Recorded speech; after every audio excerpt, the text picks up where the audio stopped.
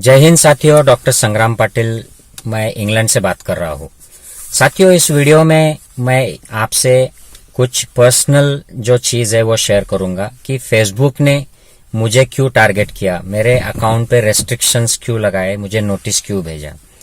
तो साथियों, मैं एग्जैक्टली क्या हुआ वो मैं आपको डेट सहित बताता हूँ कि 25 मई को मुझे एक नोटिस आया फेसबुक द्वारा कि आपकी जो पोस्ट है कम्युनिटी स्टैंडर्ड्स के हिसाब से नहीं है, लेकिन ये गलती से हुआ होगा तो हम कोई एक्शन नहीं लेते, सिर्फ आपको इंस्ट्रक्शन देते हैं, नोटिस देते हैं। और उसी दिन उन्होंने फिर सेकंड एक्शन ले लिया कि आपको 30 दिन तक फेसबुक लाइव करना और फेसबुक पर एडवर्टाइज करना अलाउड नहीं है। तो ये रेस्ट्रिक्शन आ गया। और पोस्ट थी कि उसमें एक वीडियो था मैंने पोस्ट किया हुआ, जिसमें मोदी हमारे प्राइम मिनिस्टर जो मेडिसन स्क्वायर अमेरिका में बोले थे कि मैं रोने में और रुलाने में विश्वास नहीं करता हूँ, और उनका जो आपका जो लेटेस्ट रोने वाला वीडियो है वो उसमें कनेक्टेड था। तो कोई भी एडिटेड मटेरियल नहीं था, सिर्फ 2 वीडियो एक साथ दिए हुए थे कि जो आदमी पहले कहता है कि मैं रोता नहीं हूँ, रुलाता नहीं हूँ, और यह अब रो रहा है। तो इस वीडियो को उन्होंने कम्युनिटी स्टैंडर्ड्स के हिसाब से नहीं है ऐसे करार दिया। तो ये बिल्कुल नॉनसेंस बात है। तो इसके लिए मैं फेसबुक का धिक्कार करता हूँ, निषेध करता हूँ। और मुझे मालूम है ये वीडियो फेसबुक पे भी चलने वाली है, आप चलाओ, बहुत जोर से चलाओ। तो इसके बाद 2 दिन बाद उसी वीडियो पर उन्होंने एक्शन लिया कि आपको अब 60 दिन तक लाइव नहीं करने देंगे और 60 दिन तक कोई एडवर्टाइज नहीं करने देंगे। वैसे मैं एफबी पर खुद लाइव नहीं करता हूँ, मेरे अकाउंट से ज्यादा मैंने बंद ही कर दिया है, और एडवर्टाइज तो मैं करता ही नहीं, कोई कमर्शियल काम नहीं करता हूँ। और उसके साथ ही फिर बाद में और एक मुझे रेस्ट्रिक्शन ला दिया कि आप उसी वीडियो पर 24 आवर आप कुछ पोस्ट नहीं कर पाएंगे और आप कुछ कमेंट भी नहीं कर पाएंगे। तो एक ही वीडियो है, उस पर पहले बोलते हैं कि आपको वार्निंग दे रहे हैं, फिर 30 दिन का रेस्ट्रिक्शन लगाते हैं, फिर 60 दिन का लगाते हैं, और फिर 24 आवर कमेंट और पोस्टिंग बंद कर देते हैं। तो ये कुछ टारगेट किया हुआ लगता है, क्योंकि अगर इनिशियल इंस्ट्रक्शन दे दिया है और मैंने उस पर कुछ भी उसके बाद कुछ भी कम्युनिटी स्टैंडर्ड के हिसाब से गलत नहीं किया है, उनके स्टैंडर्ड के हिसाब से, तो उसी पोस्ट पर इतने सारे एक्शन बार में क्यों लिए जा रहे हैं। तो ये टारगेटेड अटैक है। तो ये मेरे बारे में क्यों हो रहा है साथियों, क्योंकि पिछले साल जैसे ही कोविड वेस्ट में शुरू हो गया था, और जैसे ही वहां पर कुछ हमारे जो मीडिया है, इंडिपेंडेंट मीडिया है, गोदी मीडिया में नहीं, जो वायर जैसे चैनल है, प्रिंट जैसे मीडिया है, राहुल गांधी ने ट्वीट किया था कि भाई ये सीरियस हो जाओ कोरोना के बारे में, नहीं तो हमारे लोगों को तकलीफ हो सकती है। उसी टाइम पर मैंने एक वीडियो रिलीज किया था उसके बाद में कि मोदी जी ने क्या करना चाहिए और वो क्या कर रहे हैं। ये मराठी में वीडियो था। तो ये महाराष्ट्र में बहुत वायरल हो गया था। और उसके बाद उसी के बाद मैं सोशल मीडिया में महाराष्ट्र में लोगों को पता चला था मेरे बारे में, और फिर मैं कोविड के बारे में जन जागृति करता रहा, समय समय पर गवर्नमेंट के पॉलिसीज है उस पर भी बात करता रहा। तो ये पहली बात थी साथियों। और इस साल जो हुआ वो ज्यादा महत्वपूर्ण है, क्योंकि मैंने मेरे मन की बात कर दी कोविड में कि ऑक्सीजन और ऑर्गेनाइजेशन के बारे में, जो वेंटिलेटर्स है उसके बारे में, वेस्ट में क्या चल रहा है और इंडिया में क्या हो रहा है। तो ये वीडियो हिंदी में थी, तो ये इंडिया भर में वायरल हो गई। तो इसकी वजह से मैं लाइमलाइट में आ गया, और अब ये फेसबुक द्वारा मुझ पर जो एक्शन हो गई है, मैं अकेला नहीं हूं। ये मैंने जिस तरीके से सुना है कि कुछ पत्रकारिता क्षेत्र के लोग हैं, उनके भी अकाउंट बंद हो गए हैं, उनको रेस्ट्रिक्शंस कर दिए हैं।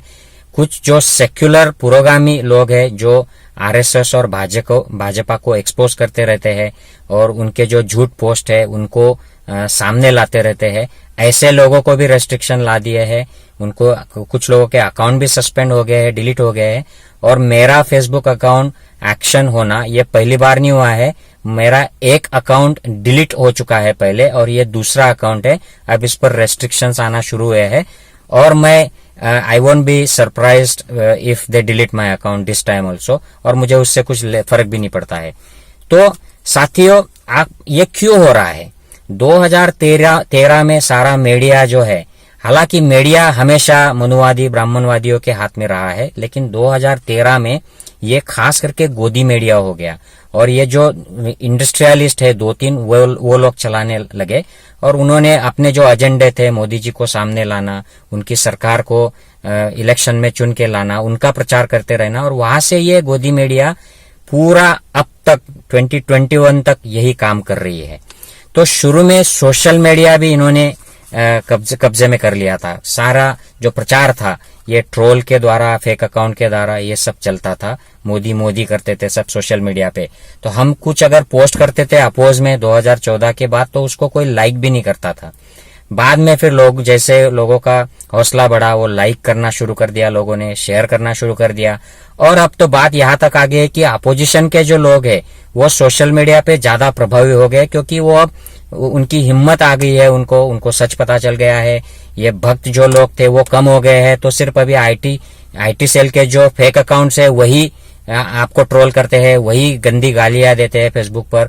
और जो एक्चुअल लोग जो मोदी के फेवर में हुआ करते थे, भक्त थे, वो तो छुट गए, क्योंकि उनके जो होप्स थे वो निकल गए।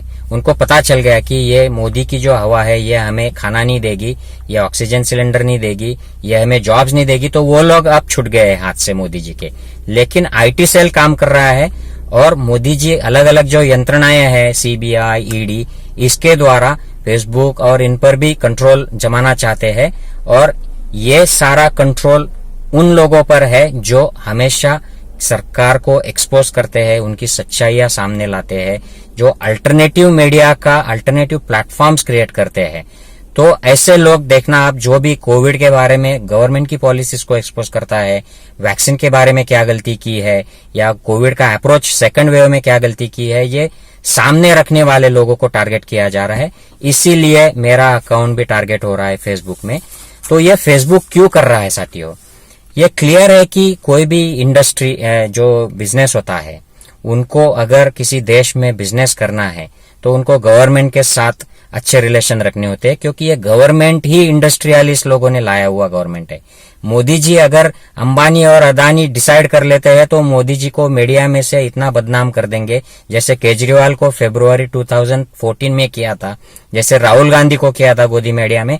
ऐसे अगर मोदी के खिलाफ 2-4 न्यूज चला दे तो मोदी जी को रिजाइन करना पड़ेगा, भाजपा में ताकत आ जाएगी, भाजपा में आवाज उठ जाएगी। लेकिन मीडिया की वजह से, ये इंडस्ट्रियलिस्ट लोगों के मीडिया की वजह से वो टिके हैं वहां पर।